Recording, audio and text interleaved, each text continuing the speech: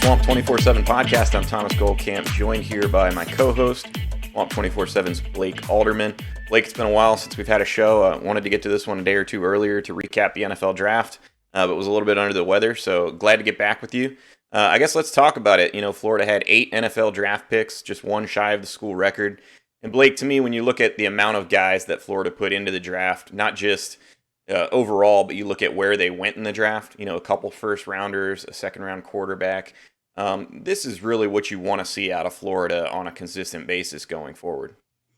Absolutely. I mean, whenever you look at, kind of putting your feather in your hat of, even on the recruiting trail of getting guys developed, having some of those guys that, a Marco Wilson going in the 4th round, after struggling in this past season for them, just kind of showing the body of work, even guys like Sean Davis, who, had some ups and downs in his career, just continuing to show that, developing guys, you're getting guys in that maybe was, a 3-star type of guy, or, even a Kadarius Toney, who I think was a 3-star, putting him into a first round category, and a guy that, maybe before the 2020 season, not many people were thinking he was going to be a first round draft pick. So I think that, really showing that development, with that being something that the coaching staff at Florida really preaches, I think, it kind of shows that, the proof's in the pudding there. Well, I think it gives you a lot of ammo to recruit going forward. Sure. Florida has done a good job, like you said, developing some of these guys. I mean, if you would have asked me last year if Kadarius Toney would even be drafted, I'm not sure I would have said yes. I mean, I would have thought at the time that, it would really take somebody taking a flyer on him, given that basically for his first couple of years at Florida, we really only saw him used as a gadget player. And I think it speaks a lot to what, Billy Gonzalez has been able to do with the receivers at Florida, a lot about, just kind of the buy-in from players of developing into complete players. And I think when you're able to see the development of guys and see what coming back for an extra year can do for some of these guys, particularly when you have guys like, Ja'Kai Polite, who came out a little bit before Dan Mullen thought he was ready, and kind of things didn't work out for him. On the flip side, you see a guy like Kadarius Toney really invest in his senior season and his development. That gives you a lot of ammo on the recruiting trail. Now, you still have to go out and sign the guys. But Blake, I think when you look at this draft class for Florida, I look at it kind of two ways. One, this is exactly what you want to see. There's that second part of me that wonders, man, what could have been in 2020? And I think that's going to probably be a theme for a long time. Looking back at that 2020 season, when you talk about a guy like Kyle Trask, who could end up going, I think going to the Tampa Bay Bucks is a super ideal fit for him. Him having the ability to develop behind Tom Brady. You talk about Kyle Pitts, probably a generational player. I think when you look at this NFL draft class a couple years down the road, you're going to have a lot of really productive NFL players. And you're going to wonder a little bit, what did we miss out on in 2020 that we just, couldn't quite break through? Yeah, I'm, being a Bucs fan myself, I'm happy to see a guy like Kyle Trask, who I think has some similarities to Tom Brady, just kind of that, I guess, the style that they want to play. I was really excited about that pick for Tampa Bay. Not so excited about Kyle Pitts playing for the Atlanta Falcons because it's in the division. So yeah, so you can kind of share that misery with me as well too. But I'm happy to see him. A guy that he's like you said, a generational talent. And I think that you hit the nail on the head there. I can hope that maybe 2 games out of the season he's not a generational talent. But I guess that's just me being selfish. Hey, me being a Saints fan, I've got to go against Pitts and Kyle Trask twice a year potentially now. So wasn't too thrilled about where they landed, but, I'm sure those guys are. Kyle Pitts, let's talk about him for a little bit. I think we all knew he had a chance to go pretty high in the draft.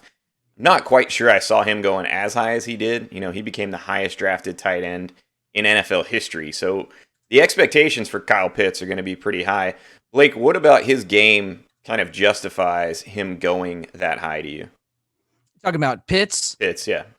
I think it's the wingspan. I think it's the way that you can use him in different ways. He came a long way as a blocker. I think in that last year from, the 2020 year to the 2019 year, he's not just a big wide receiver. And I think he showed that he's a little bit more, you can do different things. And I think you would kind of sell yourself short as a, NFL team using him as a blocker, predominantly. And I don't think anyone in the world is thinking that he's going to be that. But, I think the wingspan, I think just the versatility you have with a guy like that, because he's quick enough to, throw him out wide. And I think he's got enough wingspan and he can kind of snatch the ball out. And, obviously he's quick enough to, go against those linebackers and stuff. And, I think that whenever you have a guy like that, I mean, just being a mismatch, I think is just kind of the biggest thing for him, just because you can do so many different things with him. And he has so many different skill sets that he can match up against, really any position you put him against in defense on a defense. Yeah. And I think that, again, going back to the development of players, I think that's something that really changed between 2019 and 2020 for Pitts. In 2019, we talked about it repeatedly. Florida's run game struggled in part because the tight ends dropped off in terms of their blocking from that group of 3 seniors in 2018 to when Kyle Pitts took over as a sophomore and Lucas Kroll was kind of relied on a little bit more. And I thought if you're talking about Pitts' game, the biggest change in his game wasn't necessarily that he started making, all these otherworld plays in the passing game. I thought it was more that he created such a bigger matchup problem in 2020 because he was able to come in line and kind of block. And I think that really disguises you, what you're doing on offense. And I think, to your point, that's kind of where the NFL has gone. You're looking at these big hybrid players that can play nickelback. Linebackers, I think, have gotten smaller and lighter in part because they have to defend against guys like Kyle Pitts and Travis Kelce, Darren Waller, those types of tight ends. So I think that's kind of where the position's going. But I think there's no doubt in my mind that Kyle Pitts is probably not a top 10 pick unless he makes that development as a blocker. And I think, again, going back to crediting Florida's staff for being able to develop players, I think Tim Brewster stepped in and really didn't miss a beat. And I know Larry Scott, the previous tight end coach, was with Kyle Pitts at the draft and, certainly had a lot to do with his development as well. But I just thought you saw such a big leap, from 2019 to 2020 with Pitts. And I'm curious, Blake, we'll talk about it a little bit more in the second half of the show, but I'm curious which guys you end up thinking might be able to make similar type jumps in 2021, because I look at the NFL caliber talent, and this is kind of true every spring, but I look at the guys, that are on next year's roster and who could maybe be an NFL draft pick, and I don't see as many numbers there next year. But then again, that all comes back to development. And so we'll get into that more in the second half of the show. Blake, I wanted to ask you, was there anything surprising to you in this NFL draft class from Florida? That was actually a question I was getting ready to ask you. But for me, I think it's Stone Forsythe. Maybe not necessarily a guy that, I'm surprised that he got drafted. But you look at the reports before, which, it's not, a concrete, type of, prediction. But, I mean, this was a guy that was getting second to third round, draft buzz. I thought he played really well for Florida. I think that if you had to knock him on something, maybe the run blocking, because I think overall Florida's offensive line struggled in the run blocking. But I mean, you've got a guy that, he's got the size, he's got a lot of snaps under his belt from playing, not only offensive tackle, but playing left tackle, for Florida. And, where you look at their passing, how they really, Florida was really good in pass blocking. Sure, not every game. There were some games that maybe they didn't do as well as others. But I think where you have a guy like that at that size, I think the Seahawks got a really nice steal pick with him going in the 6th round. Yeah, I think so too. That would be, one of probably 2 or 3 things I thought really kind of stood out to me. I thought he'd go a little bit earlier, just because I think you look at, Ojulari from Georgia and the kind of game he put together against him. I thought that was some of his most impressive tape. And anytime you have NFL scouts looking at you, they're usually looking at those matchups against other NFL caliber players. And I thought Stone really held his own in that Georgia game this year. I do think, like you said, he's got some work to do in the run game. He'll tell you that. But I think he's a guy that when you're talking about, the NFL, the way it plays today, depending on what kind of system you're running, he's a guy that's probably a plug and play right tackle starter from day one. Now, I don't know if he'll be that in Seattle. I think that offense is a little different in terms of, having Russell Wilson's running ability. I think that probably, to me, doesn't play as much into Forsythe's strengths, being able to kind of grind it out in the run game. I thought he'd maybe be better in a system like a Tampa Bay or a New Orleans, where they really kind of focus on getting the ball out quickly. I think he's a guy that can keep, opposing defensive ends off your quarterback, and that's probably his strength. Blake, for me, I think the biggest surprise was probably Trayvon Grimes going undrafted. And I'm curious to get your thoughts on that. But for me, I thought he would be a mid to late round guy. I didn't necessarily think he was going, first 3 rounds or anything like that. I wasn't probably quite as impressed by his season in 2020 as maybe some other people. Put up big numbers, but I thought for a guy that size, he didn't really dominate as much as I'd like to see. Having said that, the NFL draft a lot of times is about potential, and when you talk about a guy that's 6'4", or whatever height he is, that's in that range, and the ability to run a 4.5 flat, really has good length. I thought maybe somebody would take a flyer on him a little bit earlier. He didn't get drafted, so I'm curious, Blake. Do you have any idea from your end why that might have been the case? I know he struggled with drops a little bit last year. I don't have any info on that, but I would agree with you. I think it's the drops. I think it's just having a guy that a former 5-star guy, high ranked guy like that. I think whenever you look at those kind of guys and you look at that uptick in, just production he had in the 2020 season, I don't think it was a perfect season for him, but I think whenever you have a guy that moves at that size, has that wingspan, can be that, kind of red zone, even if you wanted to kind of start him out there, just having that size to catch those 50-50 type balls. And, you look at that catch that he had against, I believe it was Tyson Campbell in the Georgia game where Florida was in Jacksonville playing there. I think that those kind of plays were enough to where I thought he would have gotten drafted.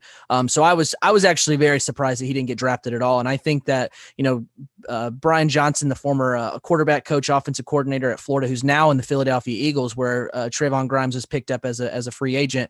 I think that, I don't know if he had something to do with that, but I think whenever you have a guy like that knows the type of player, knows that Grimes is one that's going to really work hard and he's going to kind of keep his nose down now.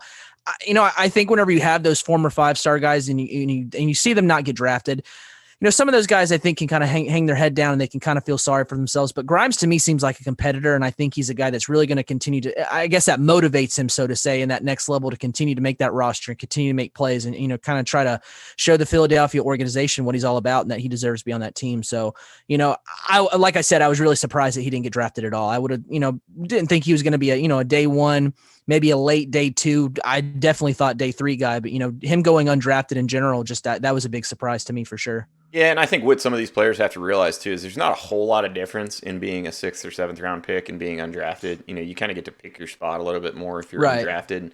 And look, Trayvon Grimes will have a chance to make a roster next fall. I don't think there's any question about it. He's got to go out there and prove that he can be an every down receiving threat. If he can contribute on special teams, that's great as well. But Blake, let's talk about some of these middle round guys. I wanted to maybe get your feel for the guys that kind of went from the 4th to the 5th round. Florida had 4 of them. Marco Wilson went in the 4th round. I think that was probably a surprise to many Florida fans. But when you look at the numbers he put up in his pro day, you can probably understand it from an NFL standpoint. Evan McPherson goes in the 5th round as the first kicker taken, probably validates his decision to leave early. Sean Davis and Tadarius Slayton also both in the 5th round. Out of those guys, do you see any of those guys having a very productive NFL career, or who are among those 4 guys would you see potentially being a good value in those middle rounds there? I think McPherson, whenever you look at a guy like a kicker, there's not so many guys you have to compete with. Usually when a team is picking a kicker, you're coming in to be the guy. So I think that would be the safe pick. But the one that I think that was interesting the most to me was Tadarius Slayton. Another guy that, in those way too early type mock drafts, he was another guy that was getting, I think, 2nd round buzz, or I don't remember who put that mock draft out, at the time, because it's been a little while since then. But I think he's a guy that, starting out, coming out of high school, this was a guy that was playing offensive guard or offensive line, or, either way, he was playing offensive line, and he played both ways, but he was listed as an offensive lineman. Most schools were recruiting him as an offensive lineman, and he came to Florida because they were pitching that defensive line position to him. So, kind of starting out and focusing more on being a defensive lineman. He has a basketball background from high school. So I think he's one that continued to get better every year. He continued to learn more to put in his arsenal. He just seemed like a guy who was starting to kind of scratch that next level. And I think that he was doing that in his later years at Florida. So I think that getting a guy like that in the 5th round, who's still learning the game and more than likely has better years ahead of him, I think that Tadarius Slayton's the one that jumps out the most to me there. Yeah, I think he started to show, kind of in his senior season that he could be a little bit more cut consistent. Some bad weight. He just did so many things to transform his game and take it to that next level. And I think a big part of that for him too was, simply grinding 24/7, really, really working for it. I thought that was maybe a little bit of an issue in his first 3 years where he just kind of expected it to come naturally because he's such a good athlete. I thought in 2020 as a senior, he really started to kind of put in a little bit more work, and I thought showed up on the field. I am curious to see, how Sean Davis does at the next level. Going to the Indianapolis Colts, he's a guy that doesn't necessarily have great size, but is a real big hitter. Maybe this is a completely ludicrous comparison, but a little bit of Bob Sanders to him in terms of, being that smaller guy that can really hit. I think the big thing for him is, can he consistently stay on the right page in terms of coverage and whatnot? And I think if he's able angles to and all do those kind of that, things he's a too. guy that could potentially stand out to me. Blake, let's go ahead and take a quick break, and then when we come back on the other side, I want to get your thoughts on some of Florida's 2021 NFL draft prospects, and then we'll talk a little bit about what's coming up in recruiting as the NCAA dead period gets set to end at the beginning of June. Welcome back to the Swamp247 Podcast. I'm Thomas Goldcamp here with Blake Alderman. Blake, I wanted to talk about next year's NFL draft prospects at Florida. I mentioned in the first half of the show, on paper, I don't necessarily see as many surefire picks, especially in that top tier of the draft. You know, the first, second round, like Pitts, Tony, and Kyle Trask were. But I wanted to get your feel for it. I guess, first off, if you had to pick somebody that you thought would be the highest drafted player out of Florida next year, I'm going to put you on the spot right now. Who would that be, and what kind of round projection are you expecting? I don't know that it's really putting me on the spot. I think Kaiir Elam. I think he's one guy that I think jumps out to me. I think he can be a first round draft pick. I think when you look at a guy like that who was thrown in the fire early, counted on early. Sure, Florida had their struggles in the defensive game last year, but I think he was definitely one of those guys that, really kind of showed, that he can cover, that he can tackle, that he can do all those things that I think a lot of teams are going to look at him. And I mean, even tell you, he has NFL pedigree with his dad playing in the NFL, coming out of Notre Dame, his uncle, Matt Elam, who played at Florida and was drafted by the Ravens in the first round. I think he's probably the safest bet. I think Brenton Cox, if he's a guy that has one of those big years for Florida and, continues to work on some of the things that maybe he struggled with in 2020. If he can kind of turn the corner there, another guy that, could have gone to the NFL draft. I don't know if he would have been drafted high or even at all, if he did come out from this past season, but I think he's a guy that if he can, to me, he seems like a guy that's a Kadarius Toney type, to where if he really shows out and really puts together a strong season, I think he could move up draft boards. Yeah, I think when you talk about Kaiir Elam, I think I would agree that he's probably the number one guy in terms of NFL draft prospects. I would maybe say Zach Carter. Those guys are 1A and 1B for me. I think, like with Brenton Cox, I think you mentioned it. You see all the athletic ability, all the potential. I think for him, it's kind of twofold what he needs to do to improve as an NFL prospect. I think one is being able to set the edge against the run consistently. That was probably the weakness in his game last year. He'll tell you that. Florida's coaches will tell you that. That's something that he's really focusing on this offseason. And if he can kind of take the next step there, I think he could be in really good shape. But I think the guy that maybe stands to benefit the most from some offseason additions at Florida this transfer cycle is probably Zach Carter. Because when you add two, Power 5 graduate transfers in Antonio Shelton and Daquan Newkirk at defensive tackle, I think that's going to allow Zach Carter the freedom to really get after the passer more. I think that Florida, really spent this spring really kind of working on one or two things with him rather than kind of the complete package. They know what they're getting from him, so he didn't rep quite as much, and when he did, they were really focused on a couple things. I think that's going to be a lot, developing a few more pass rush moves. But I think when you look at his kind of size, in that 270, 280 range, ability to play inside if you need it in pass rush situations, I think that helps a lot in the NFL. I could see Kaiir Elam going in the first round. I could see Zach Carter. I think Zach Carter would have to do a lot to push into the first round, but I think he could easily be an early second-round guy. And again, with a big season, maybe he could get into that first round. Blake, who are some of the other guys on the roster that you look at as guys that aren't necessarily surefire NFL guys, maybe don't even come out next year, but are maybe guys that might be a little bit off the radar right now who could play their way into NFL draft consideration? We're talking just in general draft. Anybody on the team that high draft? No, not necessarily high. Just guys that maybe we're not thinking about right now that could potentially come out next year. I think of Jacob Copeland, and I say that, just because he's had a lot of guys in front of him. And you look at Florida's draft class these last couple of years, you had Van Jefferson, you had Tyree Cleveland, you had Josh Hammond, who, yes, he went undrafted, but, he was with a team. Even just past year, Kadarius Toney, Kyle Pitts, those kind of guys that were really big targets for Florida. I think that if he can come in and now those guys aren't in front of him anymore and he's, kind of the top dog in that wide receiver room, if he can come in and be motivated by seeing a lot of these guys that he spent a lot of time with, just being in that wide receiver room, you hang out with all these guys, you see him post, hanging out with a guy like Tyree Cleveland, during, the times he has off from football. I think if he can stay motivated and see those guys of what they've done in getting to that next level, I think he could be one of those guys that, Billy Gonzalez, I mean, you have to give him some credit. He's produced a lot of guys that were higher draft picks since he's been at Florida, or even just a draft pick in general. So I think that he could be one of those guys if he comes in motivated, works on some of those things, mental things, running the right routes, making sure he's consistent in a lot of things. I think he's one that could, be a guy, I think that, I would be pretty shocked if he went undrafted, if he did come out next year. But I think just from what you've seen from him so far, I think he showed a lot of potential. But I think he's one that can move up a draft board if he comes out and, being that top guy and, kind of working on things and staying focused.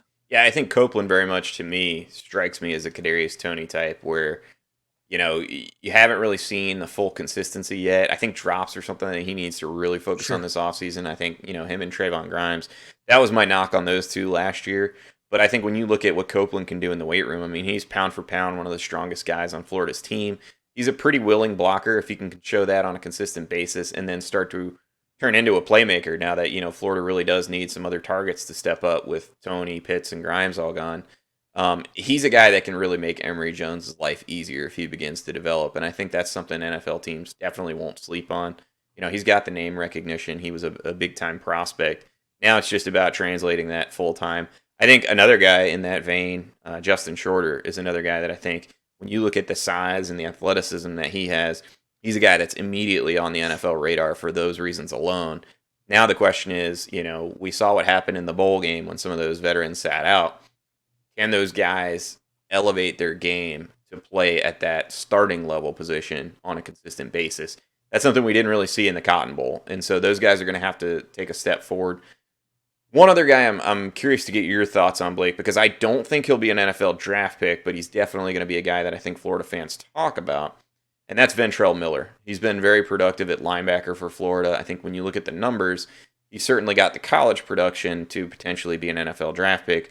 The reason I don't necessarily see him being one is because I don't know that he has the measurables for the NFL, and particularly the way the game has gone, I don't know that he has the sideline-to-sideline speed or just I don't know that he's as much of an in-the-box headhunter as you would need to be to make up for it. What's your view on Ventrell Miller going into his final season? I think he gets drafted. I think when you look at, the NFL being more of a passing league now, I think that, looking at him in coverage, I think he could do some better things there. And I agree with you on, kind of the frame. He's not really, the longest kind of linebacker, and he's not the fit of what you look in a new age type of linebacker. You know what I'm saying? He's not that, kind of athletic guy that's physical enough. But I do think that what he's shown just being kind of a tackle machine, I think that he's a guy that get drafted. I've seen him in some mocks being a first round draft pick. I definitely don't agree with that. Yeah.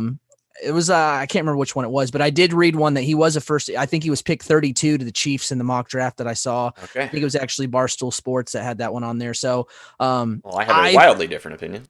I definitely do too, but I think he's a guy that gets drafted just because he, like you said, he's very productive.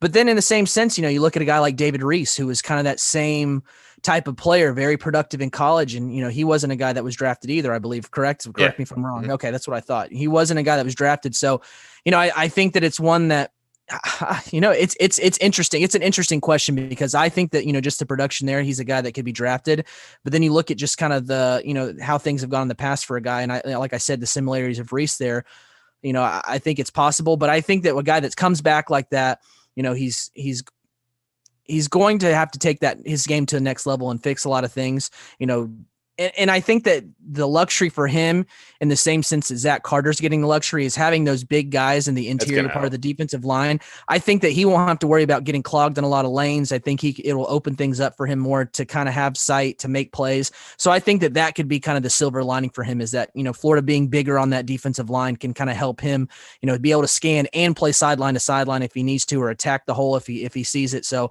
I think that that's the silver lining for him this coming season. And I think it was good for him to come back for sure. Yeah, I don't think there's any question he probably needed another year. Blake, I've been writing at Lindy's Sports Preview magazine for the summer, those summer preview magazines that hit the shelves. And one guy that I kind of tabbed as my emerging star was a guy that plays next to Miller, and that's Mohamed Diabote at linebacker. He's only going into his third year, so, a true junior. But I do think now that he's had a year at linebacker, I think he's one that's a little bit off the radar right now, that could potentially play his way into NFL draft status next year and potentially leave early.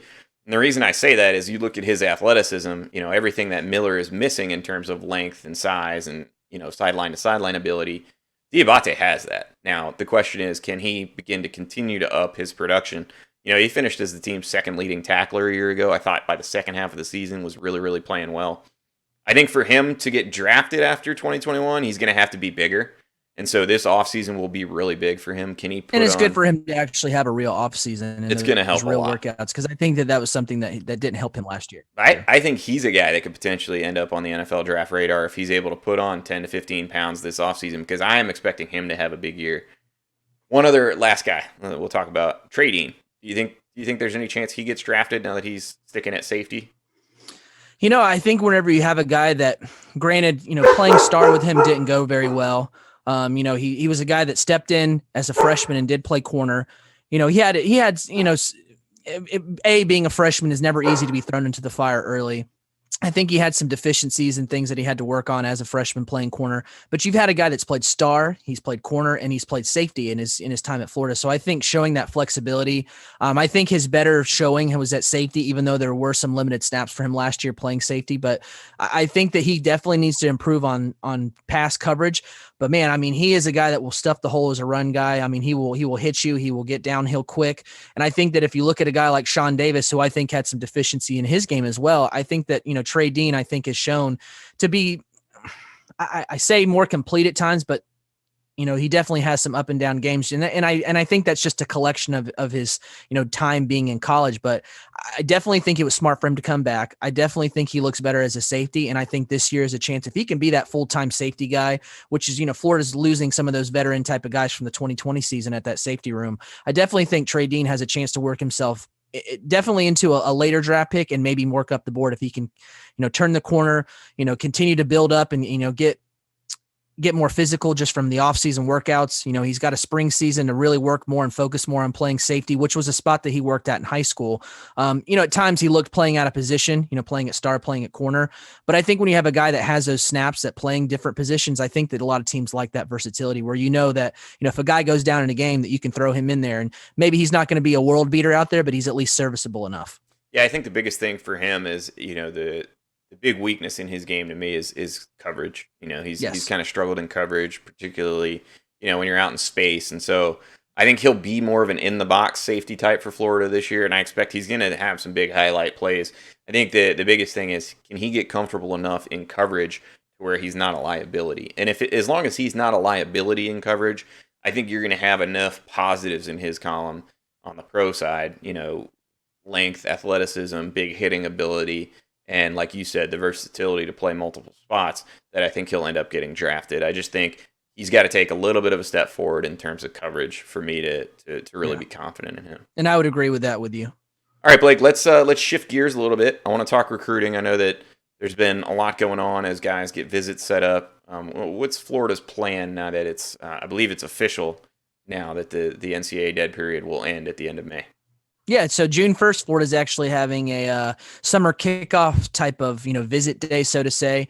They're going to have, like a little cookout type of thing where they've got some guys, 2020 guys, 2023 guys in there. 4-star running back Damari Alston, 4-star wide receiver Jaden Gibson, 4-star offensive lineman Kayshawn Sapp, 4-star linebacker Jerron Willis, who actually just committed to Georgia Tech but is still planning to take visits down the road. Trey Donaldson, a safety type of target for Florida, who also is being recruited as a basketball player by Florida as well. Isaiah Horton, Nick Cull, a defensive back for Florida.